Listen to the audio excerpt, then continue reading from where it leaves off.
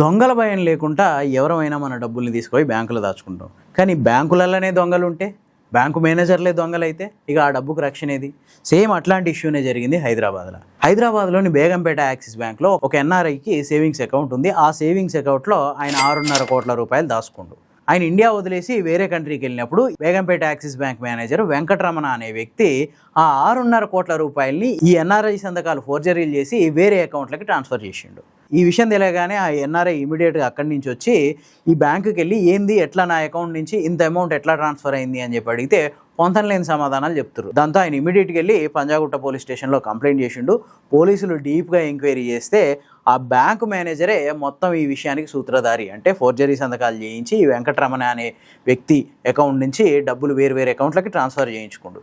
అయితే ఈయన ఒక్కడే ఈ పని చేయడానికి అవకాశం లేకపోవచ్చు అని చెప్పి పోలీసులు అనుమానిస్తున్నారు. అంటే ఇంత పెద్ద అమౌంట్ ఒక మేనేజర్ స్థాయి వ్యక్తి ఫోర్జరీ సంతకాలు పెట్టించి వేరే అకౌంట్లకు ట్రాన్స్ఫర్ చేసే అంత పరిస్థితి ఉండకపోవచ్చు. దీని వెనక ఇంకా పెద్ద తలకాయలు అంటే ఆ బ్యాంకుకు సంబంధించిన పై ఆఫీసర్లు వాళ్ళు కూడా ఇన్వాల్వ్మెంట్ ఉండొచ్చు అని చెప్పి పోలీసులు అనుమానిస్తున్నారు. అసలు ఎక్కడిది డబ్బుకు రక్షణ ఎక్కడిది?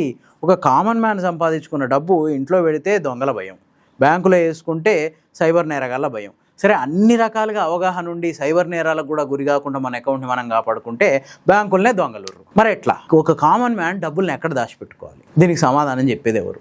ఆల్రెడీ సుప్రీంకోర్టు కూడా మొట్టికాయలు వేసింది బ్యాంకులల్లనే దొంగలుర్రు అని చెప్పి. అయినా కూడా వీళ్ళ తీరు మారట్లేదు. ఎందుకింత ధనదాహం, ఎందుకింత అత్యాశ?